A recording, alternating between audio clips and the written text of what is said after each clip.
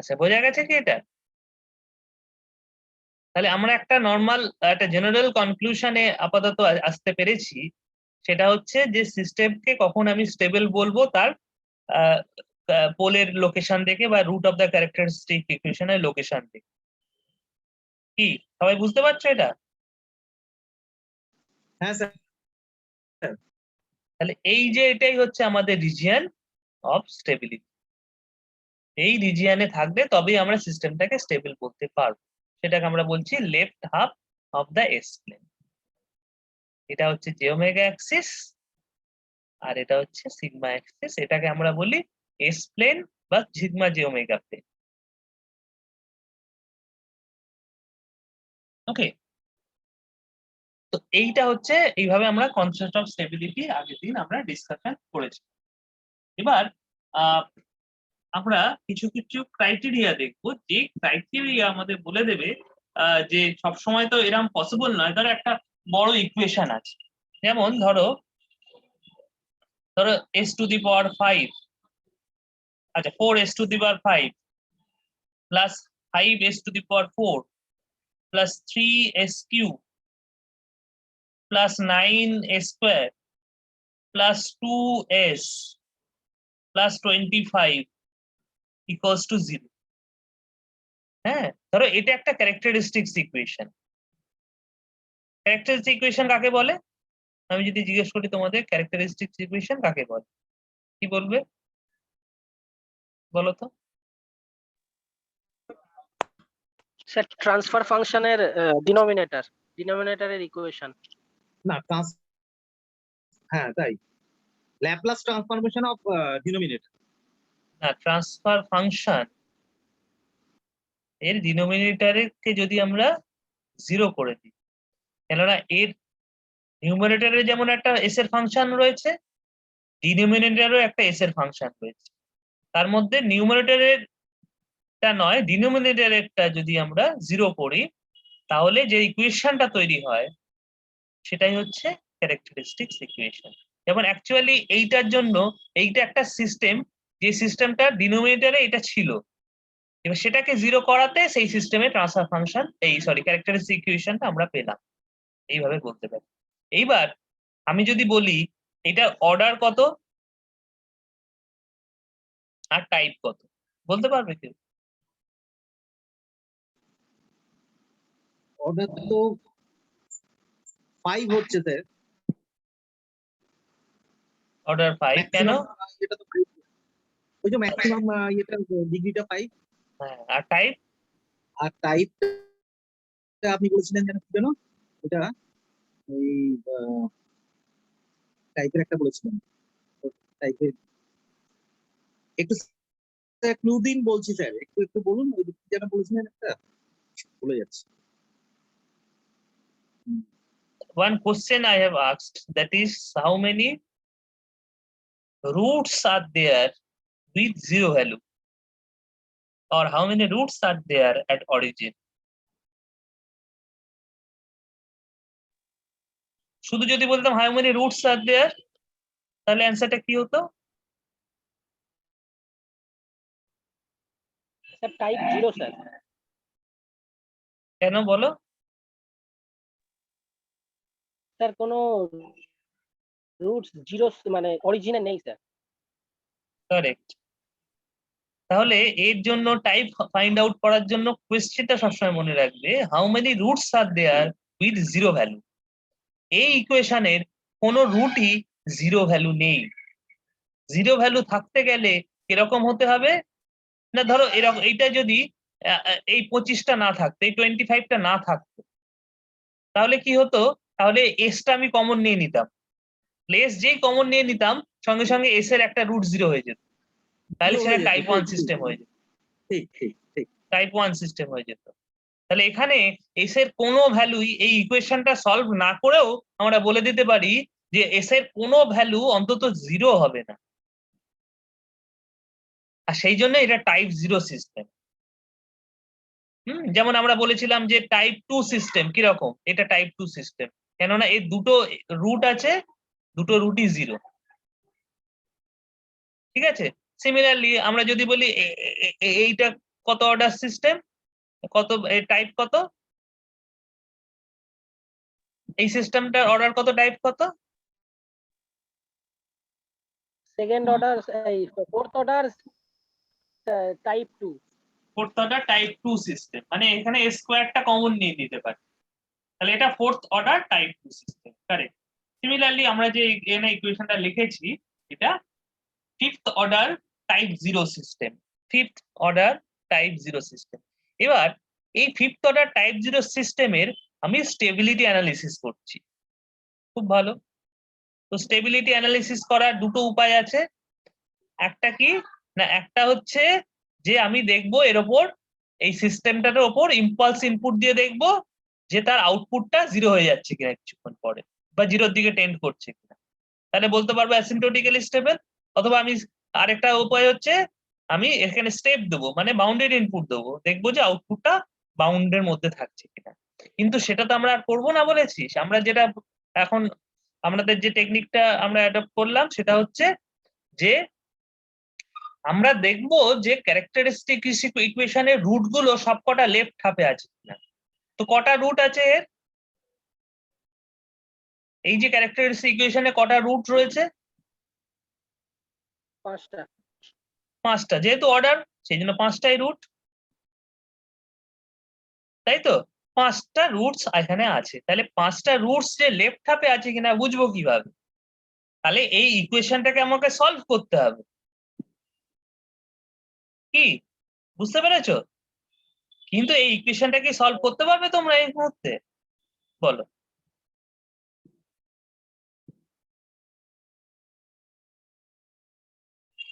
Is it possible to solve this equation right now? হ্যাঁ, it is very difficult. মানে আমাদের এক্ষুনি করতে গেলে আমাদের চুলগুলো সব খাড়া হয়ে যাবে, তাই না? সো এইটা সম্ভব নয় এই মুহূর্তে করা। তাহলে আমরা এটাকে সলভ না করে কি করে বার করতে পারি যে এর স্টেবিলিটিটা আছে বা নেই, মানে এটা স্টেবল না আনস্টেবল, সেটা আমরা কি করে বলতে পারি, সেইটা আমাদের শিখতে হবে। সবসময় এটা সম্ভব নয় যে আমি বারবার ইকুয়েশনটাকে সলভ করে তার রুট বার করে তারপর আমি দেখবো যে সেটা লেফট হাফে আছে কি নেই, মানে এই গ্রিন জোনে পড়ছে কি না। সেটা তো সবসময় সম্ভব নয়। সেই জন্যই আমাদের কিছু ক্রাইটেরিয়া আমাদের শিখতে হবে। তার মধ্যে প্রথম যে ক্রাইটেরিয়া বা প্রথম যে নিয়ম বা রুল, সেটা হচ্ছে Routh Harwich criteria.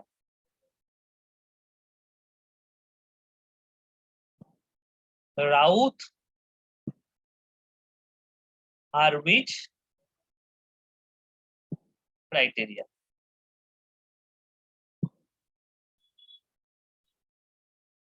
So this is the first criteria that you will learn. তো এই ক্রাইটেরিয়াটা বলছে, আমি স্টেটমেন্টটা পরে বলছি, তার আগে বলি যে এটা কিভাবে জিনিসটা আমরা করতে পারি। প্রথমে আমরা ক্যারেক্টারিস্টিক্স ইকুয়েশনের একটা জেনারেল ফর্ম অ্যাজিউম করব।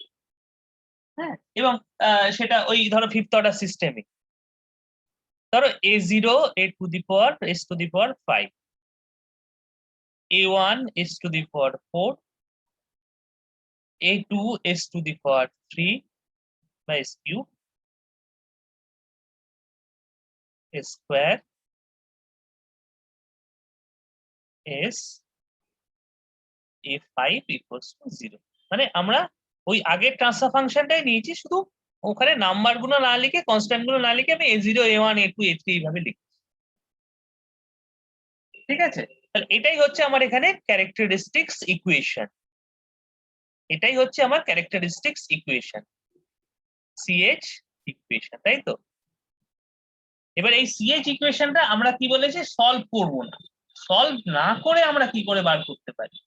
তো আমরা একটা টেবিল তৈরি করব যেটার নাম হচ্ছে রাউথ অ্যারে। অ্যারে মানে তোমরা জানো, কম্পিউটারের ভাষায় যেটাকে অ্যারে, সেটাকে আমরা নর্মাল ভাষায় টেবিল বলে থাকি। এই রাউথ অ্যারে বা রাউথ টেবিলটা আমাকে প্রথমে বার করতে হবে। এই রাউথ অ্যারেটা বার করার জন্য প্রথমে আমি লিখে নেব, কি লিখে নেব, এই যে এস এর যে টার্ম গুলো রয়েছে সেই টার্ম গুলো আমি ভার্টিক্যাল কলামে লিখে নেবো ফার্স্ট কলাম। তাহলে s to the power 5, s to the power decreasing অর্ডারে এখানে নাই থাকতে পারে, কিন্তু আমি এখানে লিখবো। ধরো এখানে s টু দি পাওয়ার 4টা নেই, কিন্তু আমি s টু দি পাওয়ার 4টা এই কলামে সবসময় লিখবো। এইভাবে।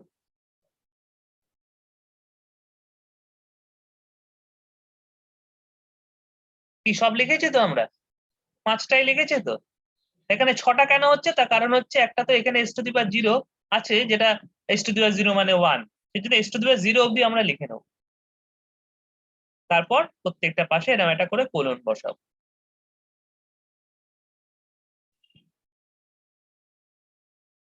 ভালো করে শেখো এটা কিভাবে করতে হয়, ঠিক আছে? আচ্ছা, এবার দেখো আমি s টু দি পাওয়ার 5 এর কোএফিসিয়েন্ট কি এখানে? s টু দি পাওয়ার 5 এর কোএফিসিয়েন্ট মানে s টু দি পাওয়ার 5 এর সাথে কোন A0 কনস্ট্যান্ট রয়েছে বলো? A0 a0।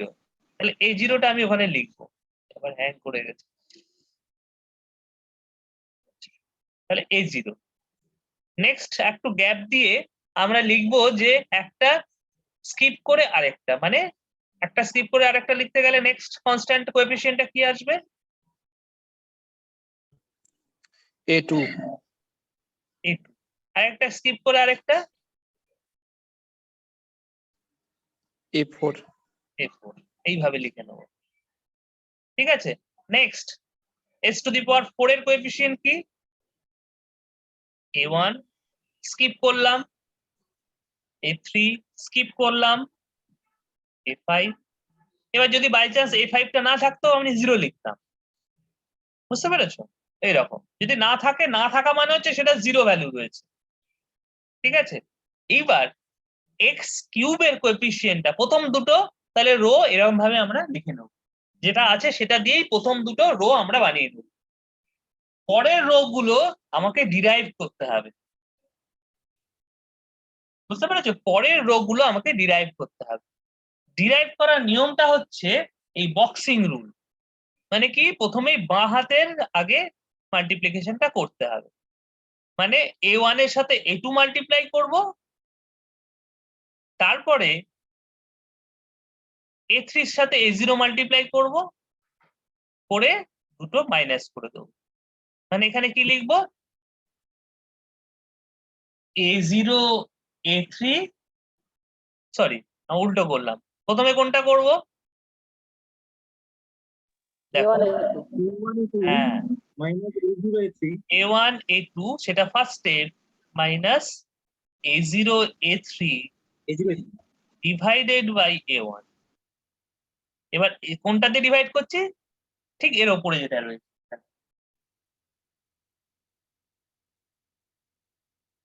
বুঝতে পেরেছো?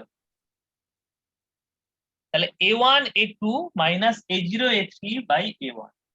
সিমিলারলি যখন আমি এই সেকেন্ড কলামটা ডিরাইভ করব, সেটা কি? এই a1টাকেই নেব, নিয়ে এটা দিয়ে মাল্টিপ্লাই করব প্রথমে, তারপর এটার সাথে এটা দিয়ে মাল্টিপ্লাই করব, করে a3 দিয়ে ডিভাইড করে দেবো। ওকে, সরি a3 না, a1 দিয়ে তুমি ডিভাইড। ওকে, তাহলে এটা এটা কি করলে কি হবে বলো, বলে ফেলো। A1 A4 minus A0 A5 হ্যাঁ বলো। a1 A1 A4 minus A0 না না না, A5 হ্যাঁ হ্যাঁ হ্যাঁ বলো, a1 a4 minus a0 A5 a5 divided by কি? A1 divided by a1। কি বোঝা গেছে? এবার লাস্ট কলামে আর তো কিছু নেই, তাহলে এটা 0 করবে। ওদিকে তো আর তো গুণ করার কিছু নেই, আর মাল্টিপ্লাই করার তো কিছু নেই অবশ্যই, তাহলে ওটা এখানে 0 করবে। এইভাবে আমাদের রো গুলোকে ক্যালকুলেট করতে করতে যেতে হবে, বুঝতে পেরেছো? যখন এবার এস স্কোয়ারটার জন্য রোটা ক্যালকুলেট করব, তখন কি করব? তার জন্য তখন এইটা নেব, এইটা নেব, তার সাথে এটা মাল্টিপ্লাই করব, মাইনাস এটা নেব, তার সাথে এটা মাল্টিপ্লাই করব। বুঝতে পেরেছো? করে ডিভাইডেড বাই এইটা, তার ঠিক উপরে যেটা এস স্কোয়ারের উপরে যেটা রয়েছে সেটা দিয়ে ডিভাইড। এইটা করে করে এই অ্যারেটাকে আমাকে কমপ্লিট করতে হবে। This is called the Routh array. তাহলে যতক্ষণ না এটা আমরা হাতে করছি ততক্ষণ জিনিসটা কিন্তু ক্লিয়ার হবে না। ততক্ষণ ওই চুল খাড়া খাড়া অবস্থায় থেকে যাবে।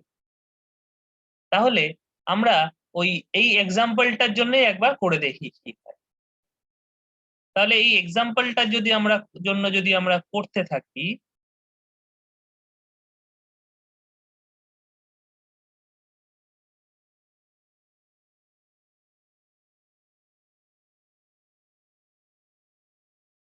তাহলে এখানে s⁵ এর কোএফিসিয়েন্ট আমরা কি লিখবো? 4। 4। আর তা বলে ফেলো স্যার তাড়াতাড়ি। এই কিউবটা বাদ চলে গেছে, হ্যাঁ, s⁵ টা বাদ চলে গেছে, তারপর 3। s ও কিউবটা আচ্ছা বাদ আচ্ছা, চলে গেছে। 3টা চলে গেছে না?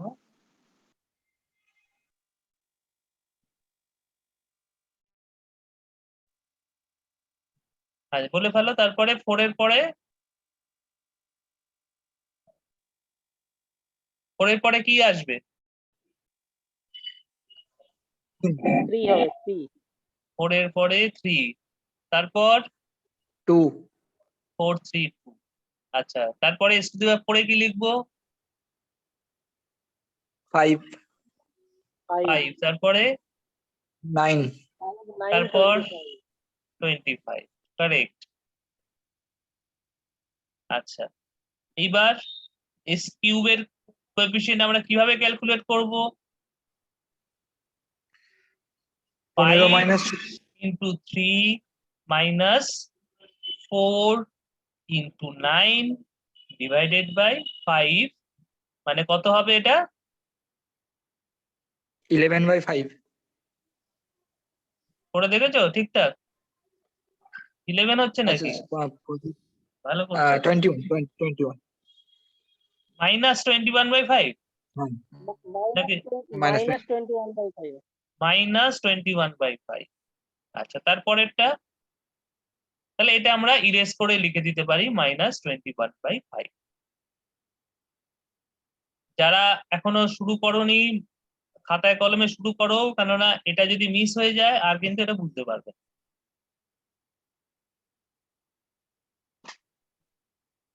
নেক্সট, 5 into 2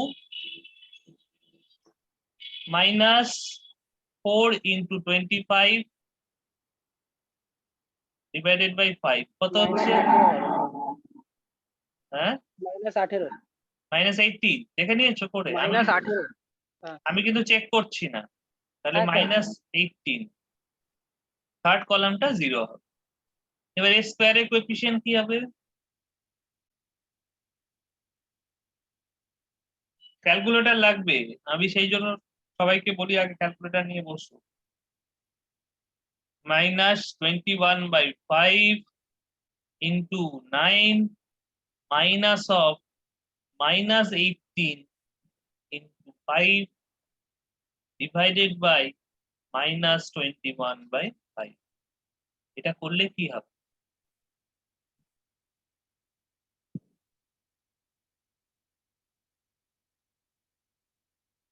তাড়াতাড়ি করো। 1.86। হ্যাঁ, সাইন কি? 1.86 এসছে sir. Sign positive. Sign positive sir, plus. Plus আসছে। আচ্ছা, ভালো।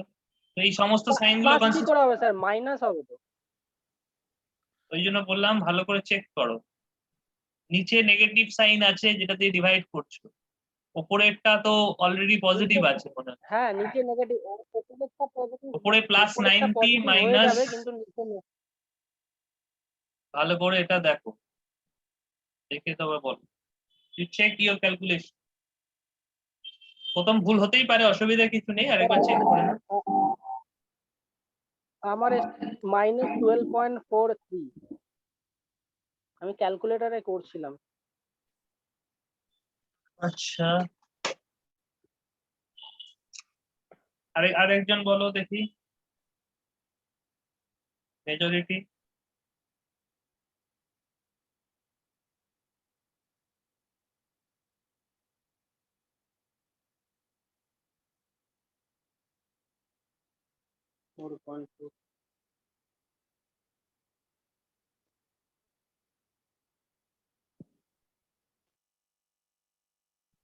minus 12.43. minus 12.42857. Okay, so minus, এটা একটু মুছতে ওই হবে। জন্যই স্যার কোড 3 বললাম। ঠিক আছে, ঠিকই বলেছো। তাহলে লিখে ফেলো, আমার এটা হ্যাং করে রয়েছে, -12.43। সবাই লিখে ফেলো, আমার এটা হ্যাং করে গেছে, -12.43। এবার নেক্সট কলামটা ক্যালকুলেট করো, তো একই রকম, শুধু এখানে 25 চলে আসবে, আর এখানে তো এটা তো 0 হয়ে যাবে। ও, তাহলে তো এটা কোনো অসুবিধা নেই, এটা -21/5 হবে, নাকি কি হচ্ছে দেখো ভালো করে। দেখো, একটা এলিমেন্ট 0 হয়ে যাচ্ছে, তাহলে এটা 25 হচ্ছে না, কি হচ্ছে ভালো করে দেখো।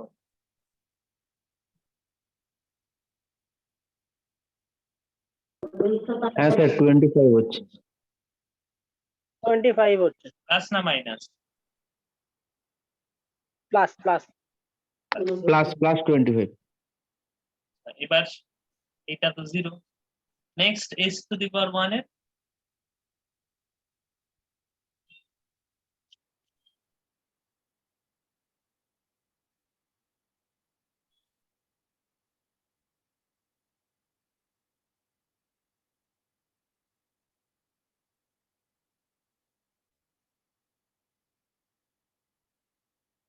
ঠিক করে ক্যালকুলেট করবে সবাই।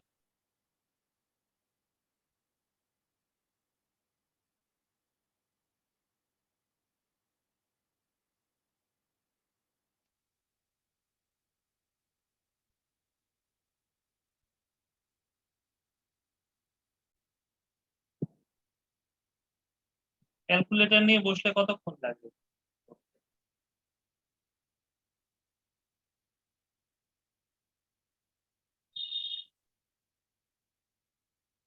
একশো 18.4 প্লাস প্লাস না মাইনাস ভালো করে চেক করে। প্লাস দুটোতেই মাইনাস আছে। আর divided by minus, oh sorry divide by -12.43 করেছো? না স্যার, ওটা করা হয়নি, সরি, আমি ওটা করে বলছি। মাইনাস -26.45। এটাকে ডিভাইড করেছো?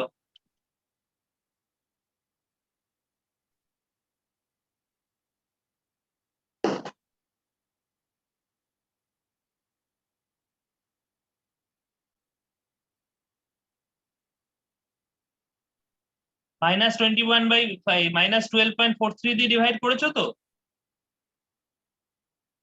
হ্যাঁ স্যার। করে এটা -26.45 আসছে সবার? দেখো,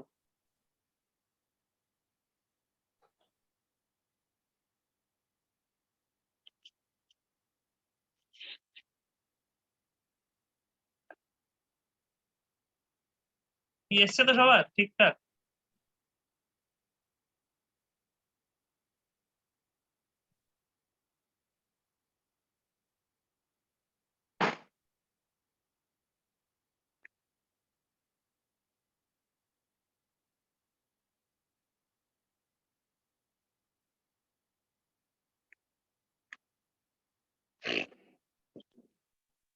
যাই হোক, মাইনাস আসবে সেটা বোঝা যাচ্ছে।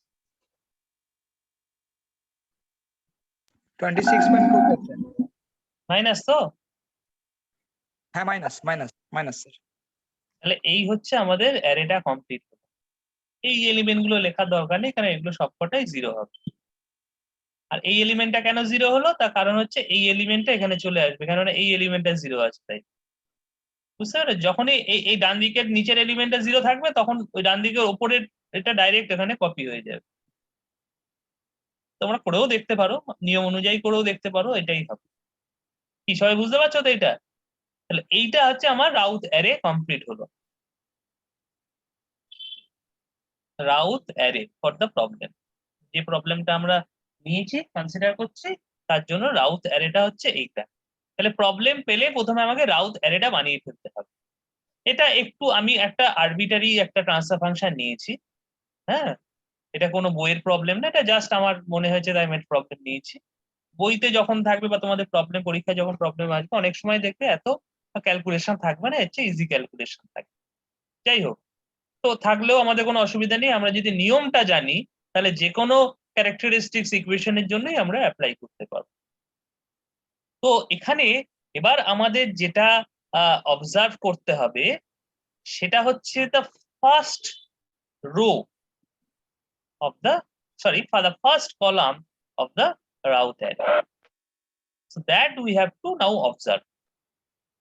এই রাউথ অ্যারেটা বানানোর পরে ফার্স্ট কলামটাকে আমাকে অবজার্ভ করতে হবে। কি অবজার্ভ করতে হবে না, এখানে দেখো সাইন চেঞ্জ হয়েছে, তাই না? প্রথমে প্লাস প্লাস, তারপর মাইনাস মাইনাস মাইনাস, তারপর আবার প্লাস। তো কতবারে সাইন চেঞ্জ হয়েছে?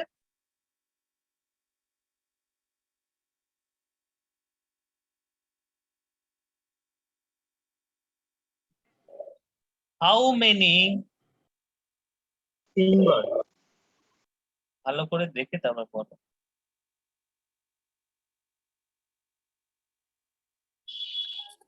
দুবার আছে, দুবার। দুবার হয়েছে, দুবার।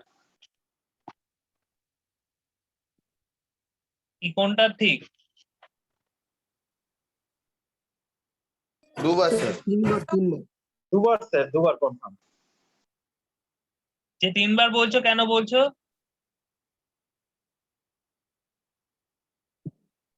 না স্যার, ভুল বলেছিলাম, দুবারই হবে। আচ্ছা, যাই হোক, তাহলে এখানে দুবার সাইন চেঞ্জ হচ্ছে। এটা আমরা এমনি দেখিয়েও দিতে পারি কিভাবে। এইখান থেকে প্লাস থেকে মাইনাস ট্রানজিশনটা, প্লাস থেকে মাইনাস একবার হলো আর মাইনাস থেকে প্লাস একবার হলো, ঠিক আছে? তাহলে এখানে অ্যান্সারটা হচ্ছে ফর দিস পার্টিকুলার প্রবলেম, সবসময় যে এটাই হবে এরকম নয়, এই পার্টিকুলার প্রবলেমের অ্যান্সারটা হচ্ছে 2 টাইমস। হ্যাঁ, তো এই 2 টাইমস যদি হয় তাহলে আমি যেটা কনক্লুড করতে পারি এখান থেকে, from the Routh-Hurwitz criteria, that is there are 2 number of poles located in the right hub of the S-plane.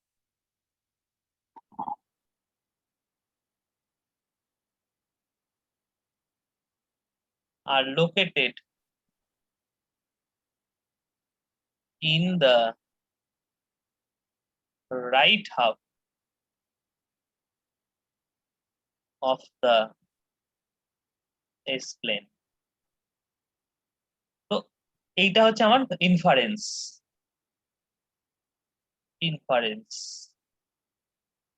হ্যাঁ, by using the Routh-Hurwitz criteria. তো এটা যদি হয়, আমি এবার Routh-Hurwitz ক্রাইটেরিয়াটা তোমাদের বলবো। তো এটা আমাকে বলো যে আমি যদি এইটাকে ইনফার করতে পারি যে there are 2 number of poles in the right half of the S-plane, তাহলে সিস্টেমটা স্টেবল না আনস্টেবল?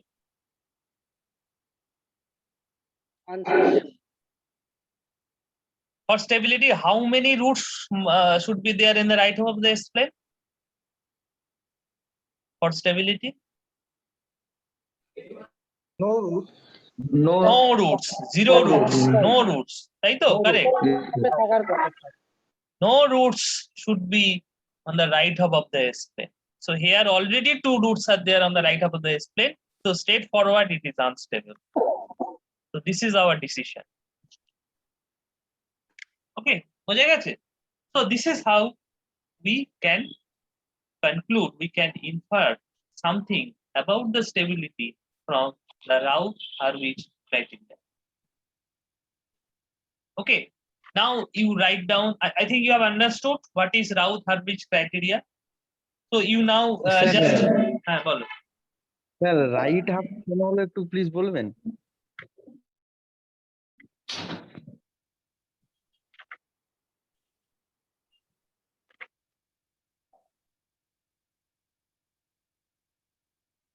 এই যেটা আঁকছি দেখো, এটা হচ্ছে রাইট হাফ, এই ডান দিকটা, এটাকে আমরা বলি রাইট হাফ এর এইচ অফ এস প্লেন। এই লাল মানে এখানে থাকলে সিস্টেমটা আনস্টেবল হবে। একটাও যদি রাইট হাফে থাকে, একটাও পোল যদি রাইট হাফে থাকে, তাহলে সিস্টেমটা আনস্টেবল হবে। এখানে তো অলরেডি দুটো আছে। স্ট্রিক্টলি স্টেবিলিটির কনসেপ্ট হচ্ছে স্ট্রিক্টলি সমস্ত roots of the characteristics equation, all the roots of the characteristics equation must be placed on the left half of the S plane, not even on the j omega axis. j omega axis এর উপরেও নয়, strictly ওটা left half of the S plane এ সমস্ত root পড়তে হবে, থাকতে হবে। এবং সেটাই আমরা লাস্ট ক্লাসে পুরোপুরি ডিসকাশন করেছি। কেন? কেননা তাহলেই সেটা অ্যাসিম্পটোটিক স্টেবিলিটি এবং ভিভো স্টেবিলিটিকে স্যাটিসফাই করে, আদারওয়াইজ নট। একটা রুট যদি right half of the S প্লেনে থাকে, তাহলে ওটা অ্যাসিম্পটোটিক স্টেবিলিটি বা ভিভো স্টেবিলিটি যে কোনো একটাকে বা দুটোকেই ভায়োলেট করবে। হ্যাঁ বলো। তাহলে স্যার একবার যখন সাইন চেঞ্জ হচ্ছে অ্যারেতে, তখনই কি আমরা ওই কনক্লুশনে তো আসতে পারি, মানে যে একবার হলেও তো সেটা রাইট হাফে পড়বে, হ্যাঁ অবভিয়াসলি তখন তো তাহলে আর স্টেবিলিটি থাকছে না। না, সেটা থাকবে না। তবে কতগুলো রুট রাইট হাফে আছে, that is also another important সেটাও অবজারভেশন। আইডেন্টিফাই করা উচিত। Another observation, ঠিক আছে। and therefore we have to complete the Raut array. Okay sir. Okay, আমরা রাউথ অ্যারেটা মানে থার্ড রো অবধি করেই বলে দিতে পারতাম সিস্টেমটা আনস্টেবল, কিন্তু অনেক সময় আমার বোঝা দরকার হয় আমাদের যে সিস্টেমটা কতটা আনস্টেবল। সেটা আমি আসবো একটু পরে, যে কতটা আনস্টেবল সেটা কি আমরা কি বলে থাকি। তো যাই হোক, তার আগে আমাদের রাউথ-হারউইচ ক্রাইটেরিয়া স্টেটমেন্টটা লেখা দরকার।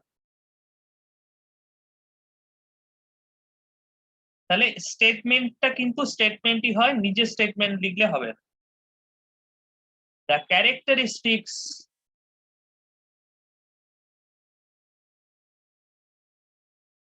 ইকুয়েশন তোমরা পুরো লিখে নিও, of an nth order system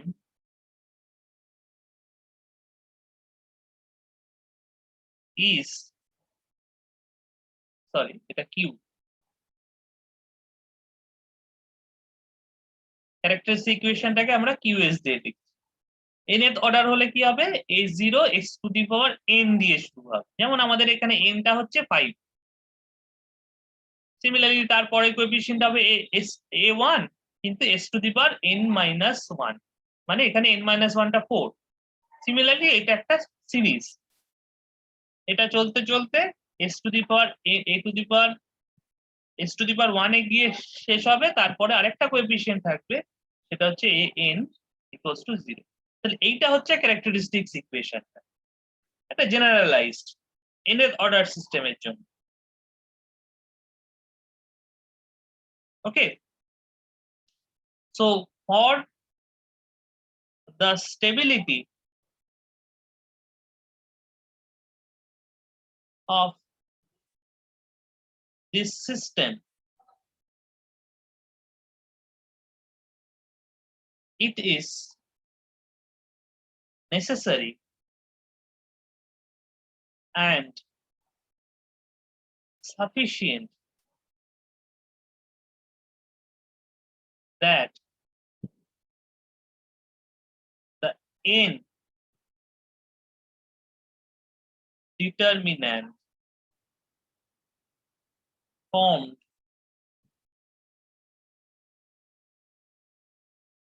from the coefficients, determinant মানে আমরা যেটা বার করলাম, মাল্টিপ্লাই করে করে যেটা বার করলাম কোএফিসিয়েন্টস a0 a1 dot dot dot dot an of the CH equation, characteristics equation B positive. এটা আমি বলিনি, এটা আমি বলছি positive. Where these determinants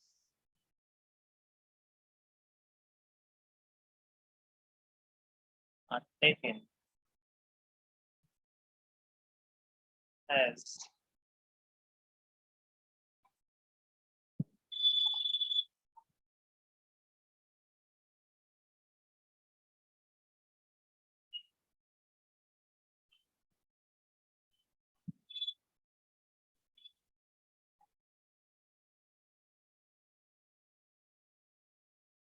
okay. So determinants এতটা লেখার দরকার নেই।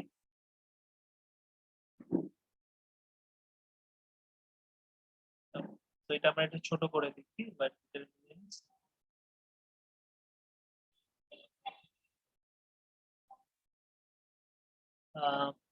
reference form for the coefficients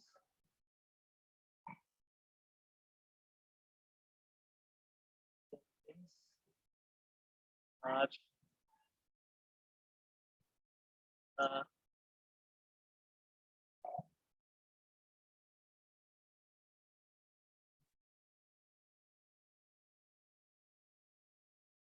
those in the South array.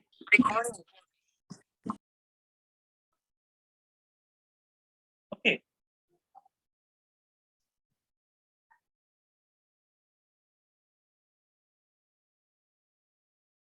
ঠিক আছে, তো এটা হচ্ছে তোমার এটা গেল। এবার হচ্ছে তোমার ক্রাইটেরিয়াটা হচ্ছে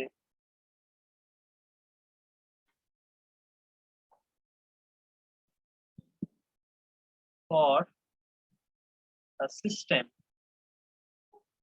to be stable. This is more important than the first phase. It is any CSS or by necessary and sufficient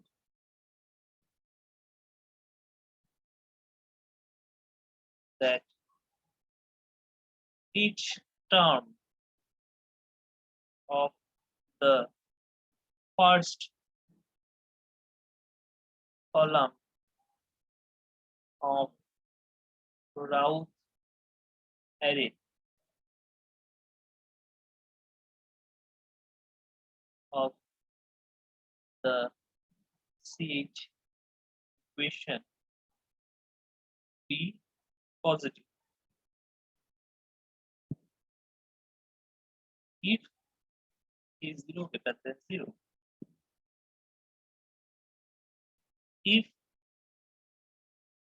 this condition is not met, এটা যদি না হয়, প্রথম গুলো যদি সব পজিটিভ না হয়, the system is unstable. System is unstable, and the number of sign changes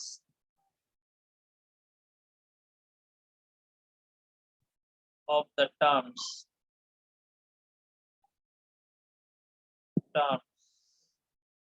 of the first column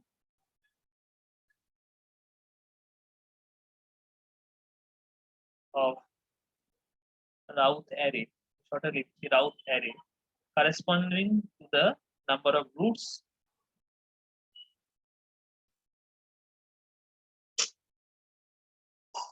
are hang করে দিচ্ছি।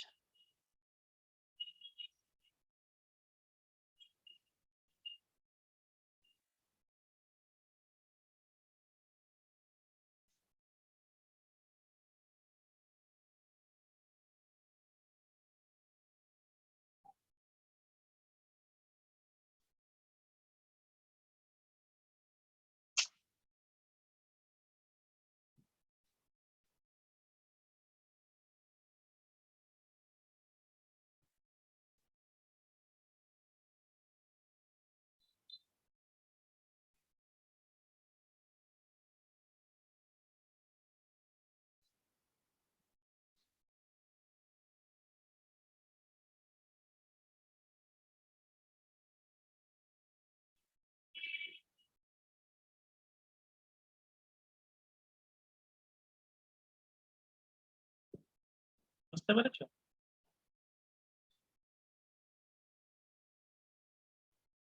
স্যার এমন যদি হয় যে ধরুন কোএফিসিয়েন্ট গুলো এমন ভাবে আছে যে রাউটারের ফার্স্ট কলামে সব নেগেটিভ এলো, হ্যাঁ, সেটা তো তাহলে সাইন চেঞ্জ নয়।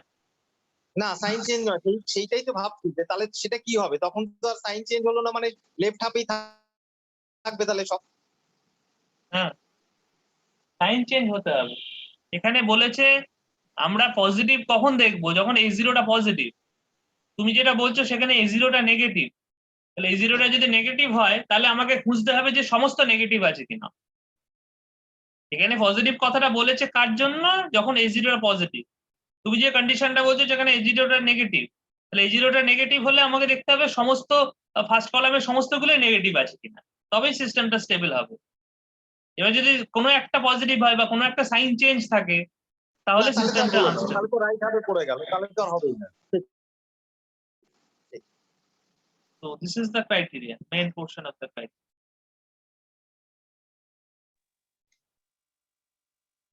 For a system to be stable, it is necessary and sufficient that হ্যাঁ বলো। মানে স্যার সাইন চেঞ্জ করবে না, সাইন চেঞ্জ না করলে তাহলে সেটা স্টেবল, আর সাইন চেঞ্জ করে গেলে তাহলে সেটা আনস্টেবল, এবং তার রুট গুলো আমার রাইট হাফ প্লেনে থাকবে, তাই তো? হ্যাঁ, ঠিক তাই। মানে যে মানে সবকটাও থাকতে পারে, বা এক্সাক্ট মানে যতগুলো আমার সাইন চেঞ্জ হবে মানে রুটের সাপেক্ষে সেই অতগুলো রুট আমার রাইট হাফ প্লেনে আছে। হ্যাঁ।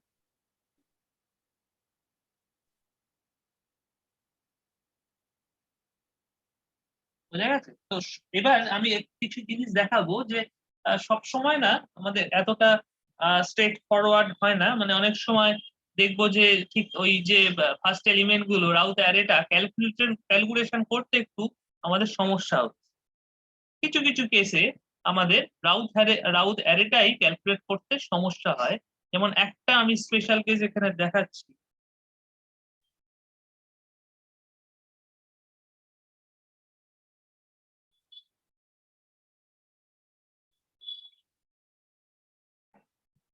ধরো এটা একটা ক্যারেক্টারিস্টিক্স ইকুয়েশন রয়েছে, এই সিস্টেমে রাউট অ্যারেটা বা আমার স্টেবিলিটিটা জাজ করতে হবে। তাহলে একই রকম এটাও ফিফথ অর্ডার সিস্টেম টাইপ 0।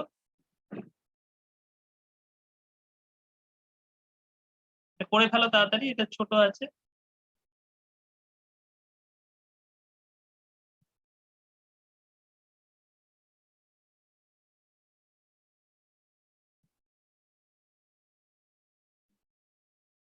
তাহলে প্রথম রোতে কি থাকবে? স্যার এখানে একটা টার্ম মিসিং আছে তো। কোনটা বলো তো? ও, এখানে একটা মিসিং আছে। হ্যাঁ, সেটা মিসিং থাকতেই পারে, কিন্তু এই টার্মটা রয়েছে এখানে, আমি ভুল লিখেছি। তাহলে ওটা হচ্ছে 2a স্যার স্কোয়ার। এখানে 2a স্কোয়ার হবে ওটা, 2s cube plus 2a square. আমি ভুল লিখেছি।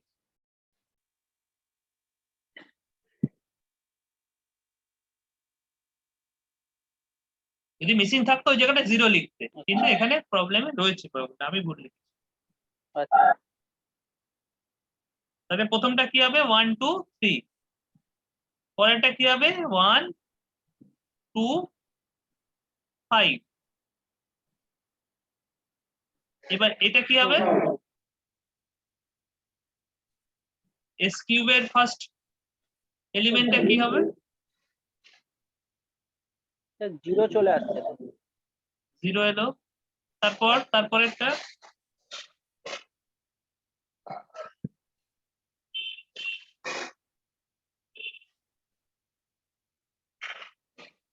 -5 -2। -2। ঠিক আছে, এবার এস স্কোয়ারের কোএফিসিয়েন্ট কি হবে?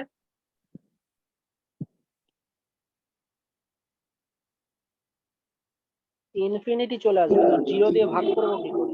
তাহলে এখানে এটা করা যাবে না। এই অবধি করার পর রাউট অ্যারেটা আর এগোনো যাবে। এই জায়গাটা সবাই বুঝতে পারছো?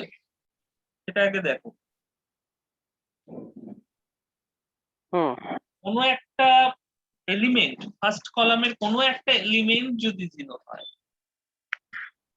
এইরকম নয় ব্যাপারটা যে ওই রো এর প্রত্যেকটা এলিমেন্টই 0। এই রো এর প্রত্যেকটা এলিমেন্ট 0 না, কেন তার পরেরটাই -2 আছে। শুধুমাত্র ফার্স্ট এলিমেন্টটাও যদি 0 হয় তাহলে কিন্তু রাউথ অ্যারেটা আর প্রসিড করা যাবে না। So this is the difficulty one.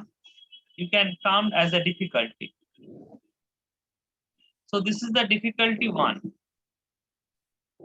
where we cannot proceed the route array after a certain row because 0 has been appeared at the first column of the route array.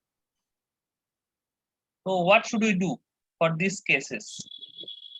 So the recommended for this is, instead of writing 0, you write a very small value epsilon.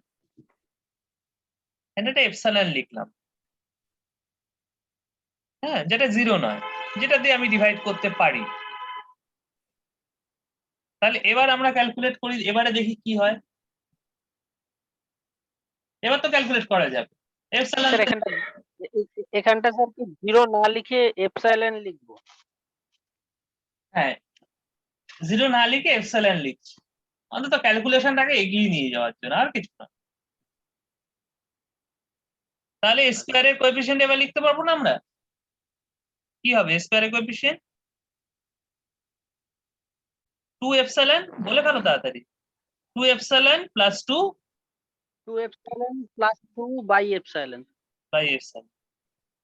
Next তারপরেরটা কি হবে? 5, কেন এটা তো 0 রয়েছে,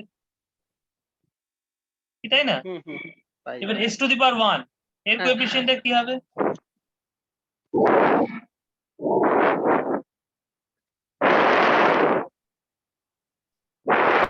আলাদা করে নাহলে এখানে ক্যালকুলেট করে দেখো এর কোএফিসিয়েন্টটা কি হবে, করে আমাকে বলো। 2 এটার epsilon সাথে plus 2 epsilon. সিম্পলিফাই করে একেবারে বলো।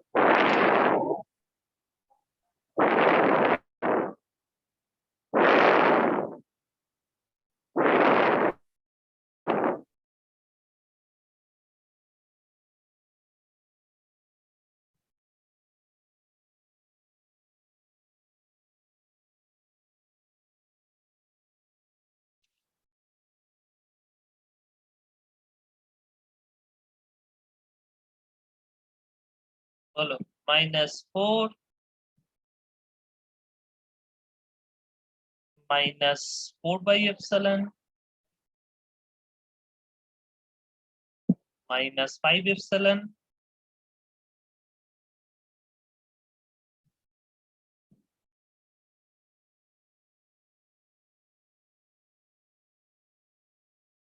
divided by 2 epsilon plus 2 by epsilon। তাহলে কি হয়? -4 epsilon -4 -5 epsilon square divided by 2 epsilon plus 2। কি তাই তো? কি আমি ঠিক করেছি তো? দেখে নাও সবাই।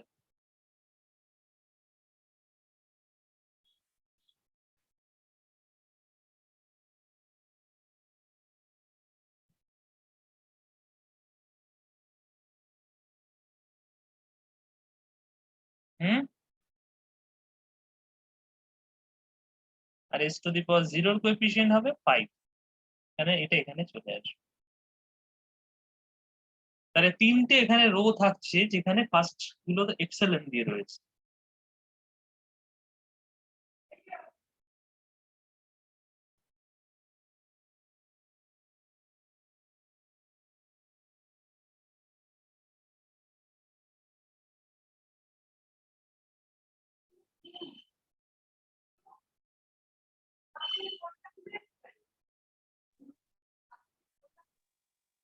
কি বুঝতে পারছো স্যার তাহলে সবাই? এই ক্ষেত্রে সাইন চেঞ্জটা কি করে বুঝবো? হ্যাঁ, মানে এই অবধি সবাই বুঝতে পেরেছো? আরে ক্যালকুলেশনে সবাই বুঝতে পেরেছো? সেটা আগে দেখো। হ্যাঁ স্যার।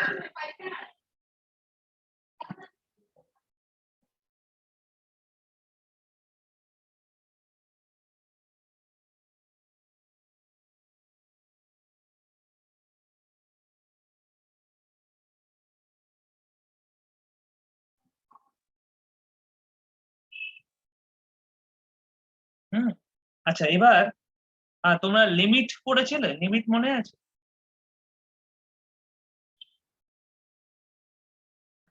হায়ার সেকেন্ডারিতে লিমিট পড়েছো? বা লিমিটটা কবে পড়ে, মানে ম্যাথমেটিক্সে কোথাও একটা লিমিট পড়েছিলে তোমরা, লিমিট এপসিলন টেন্ডস টু 0? হ্যাঁ স্যার। হ্যাঁ আচ্ছা, তাহলে হ্যাঁ, এবারে এবারে একটা তো শিওর যে এস কিউব যেটা আছে, এস কিউব এপসিলন যেটা আছে সেটা 0, এটা শুধু এপসিলন আছে, কিন্তু এস স্কোয়ারের যেটা আছে সেখানে যদি এপসিলন টেন্ডস টু 0 করি, তাহলে সেই ভ্যালুটা কি, মানে আমার ভ্যালুটা কত হবে জানার দরকার নেই, কিন্তু জিনিসটা পজিটিভ হবে কি না নেগেটিভ হবে সেটা আমাকে বলো। বুঝতে পারছো আমি কি বলতে চাইছি? দেখো ভালো করে দেখো, 2 epsilon plus 2 divided by epsilon limit epsilon tends to 0, ভ্যালুটা আমরা জানি যে এটা ইনফাইনাইট হবে, সবাই জানি। হ্যাঁ, তাহলে এটা আমরা লিখতে পারি 2 প্লাস 2 বাই epsilon, তাই তো? হ্যাঁ স্যার।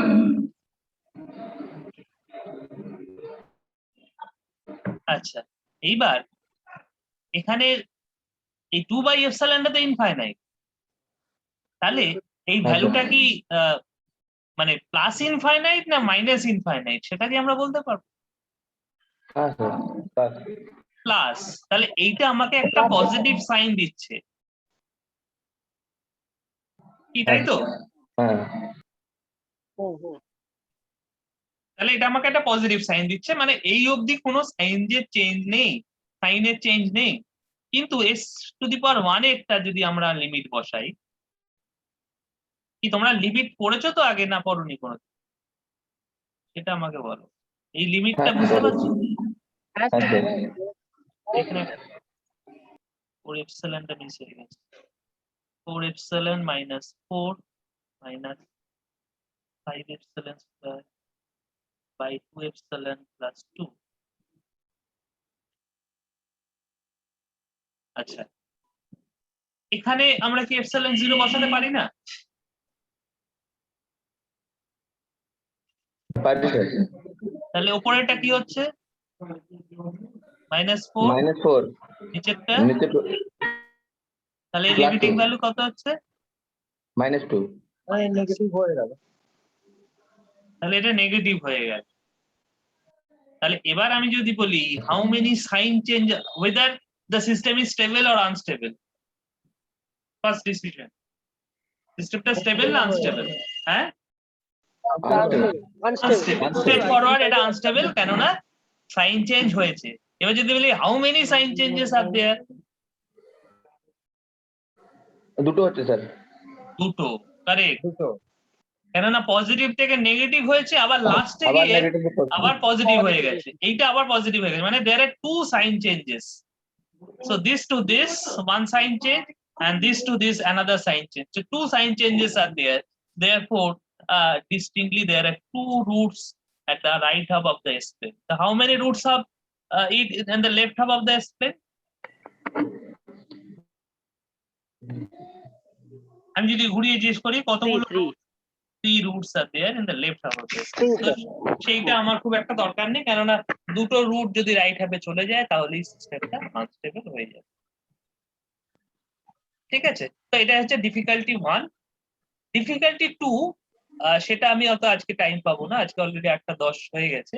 ডিফিকাল্টি 2 হচ্ছে এরকম একটা কেস আসতে পারে যে যে কোনো একটা রুট প্রত্যেকটা এলিমেন্টই 0 হয়ে গেল। এখানে যেমন আমরা দেখেছি যে প্রথম এলিমেন্টটা 0 হয়েছে, ফার্স্ট এলিমেন্টটা 0। এরকম যদি হয় যে সবকটা এলিমেন্টই 0, মানে এখানে যেমন এপসাইলনের জায়গাটা 0, এখানে -2 এই জায়গাটাও 0। If any row of the Routh array has all the elements 0, then what should I do? তাহলে আমরা কি করব? তাহলে আমরা কি এপসাইলন ধরবো না অন্য কিছু করব? So that I will discuss in the next class. Now if you have any question regarding today's topic, you can ask.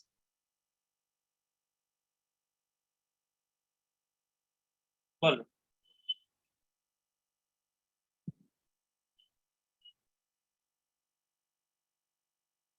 জিনিসটা সোজা, যদি তোমরা ক্লাসে ক্যালকুলেটর নিয়ে বসো এবং তার ক্লাসের সাথে সাথে এগো, তাহলে কিন্তু জিনিসটা সোজা। আর যদি মনে করো যে ক্লাসটা ক্লাসের মতো হোক, স্যার তো এটা ভিডিওটা আপলোড করে দেবে, পরে দেখে নেবো, বা পরীক্ষার সময় ভিডিওটা দেখে দেখে পরীক্ষা দিয়ে দেবো, বা নোট দেখে দেখে পরীক্ষা দিয়ে দেবো, এরকম যদি চিন্তা ভাবনা থাকে, তাহলে পরীক্ষায় পাশ করে যাবে, জিনিসটা শিখতে পারবে না। পরীক্ষায় পাশ করে মিস করে গেছি স্যার। জিনিসটা শেখাটা আলাদা জিনিস। জিনিসটা জীবনেও শিখতে পারবে, কেননা কন্ট্রোল সিস্টেম আর কোথাও পড়াবে। স্যার বলো। বলছি স্যার ওই মানে ফার্স্ট পোর্শনটা কিছুটা মিস করে গেছি আমি। হ্যাঁ, ওটা তো আমি just- ভিডিও তো আমি আপলোড করবোই। হ্যাঁ, ভিডিও আমি আপলোড করে দেবো, ওটা দেখে নিও। না স্যার এখন তো বলছিলাম যে ওই মানে জাস্ট ক্যালকুলেশনটা কিভাবে যে রুটস গুলো বের করছেন, ক্যালকুলেশনটা ওটাই মিস করে গেছি।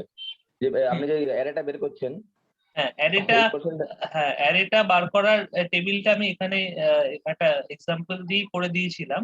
এই যে, আহ, এই প্রথমে আমরা প্রথম দুটো রো কমপ্লিট করে নেব স্কিপ করে করে। হ্যাঁ, প্রথমে এস টু দি পাওয়ার 5 এর কোএফিসিয়েন্ট, তারপর এস টু দি পাওয়ার 3 এর কোএফিসিয়েন্ট, একটা স্কিপ করে আরেকটা, তারপর এক্স টু দি পাওয়ার 1 এর coefficient. Similarly s to the power 4 এর জন্য আগে এস টু দি পাওয়ার 4 এর কোএফিসিয়েন্ট, তারপর স্কিপ করে আরেকটা, তারপর স্কিপ করে আরেকটা। তাহলে প্রথম দুটো রো এর কোএফিসিয়েন্ট আমরা ক্যারেক্টারিস্টিক ইকুয়েশনের কোএফিসিয়েন্ট দিয়ে লিখে ফেলবো। তারপরে থেকে আমরা কি করব, কোএফিসিয়েন্ট গুলোকে ডিরাইভ করব, ক্যালকুলেট করে। ডিরাইভ করার নিয়মটা হচ্ছে এই a1 ইনটু a4, মানে বাঁদিকের মাল্টিপ্লিকেশনটা আগে হবে। আমরা বলি ক্রস মাল্টিপ্লিকেশন, বজ্র গুণন। This is kind of determinant. তো ডিটারমিন্যান্ট আমরা ডান দিক থেকে করি, এখানে বাঁ দিক থেকে করি, বক্সিং। তো a1 into a2 minus a0 into a3 divided by a1। Similarly second এলিমেন্টটা ক্যালকুলেট করার জন্য আবার a1 ইনটু a4, এই যে হলুদ অ্যারোটা যেটা দেওয়া আছে, এটা ফার্স্ট, দেন এটা সেকেন্ড, আচ্ছা আচ্ছা মাইনাস। এটা ওকে স্যার বুঝতে পেরেছি। ডিভাইড বাই ওই ফার্স্ট এবারে প্রথমটাই এই হচ্ছে রুল। ওকে স্যার খুব সোজা জিনিস। ঠিক আছে। রাউথারের হারউইচ ক্রাইটেরিয়া হচ্ছে সোজা কিছু হয় না। ফলে এখান থেকে তোমরা একদম কংক্রিট একটা টুল শিখতে পারবে, প্লাস এখান থেকে কংক্রিট নাম্বারও পেতে পারবে। ওকে, ঠিক আছে। আচ্ছা, আজকে অনেকেই অনেক পরে ঢুকেছো। আমি আজকে যেহেতু এটা জাস্ট পুজোর পরে পরে আমরা তোমাদের এ করে দিলাম, কনসিডার করলাম, but you try to join within 7 and 5। হ্যাঁ, 7টা 5-এর মধ্যে, হ্যাঁ, হ্যাঁ, যদি হ্যাঁ, 7টা থেকে ক্লাস হ্যাঁ, থাকে 7টা 5-এর মধ্যে সবাই জয়েন করার চেষ্টা করবে। স্যার ওই আগের দিনের রেকর্ডিংটা একটু দেবেন। আগের দিন রেকর্ডিংটা আমি দিইনি। না স্যার, আমি তো বললে আমি দিয়ে দিতাম। দেন ঠিক আছে, আমি দিয়ে দেবো, দুটো রেকর্ডিং একসাথে আমি আপলোড একটু please, একটু please। ওকে।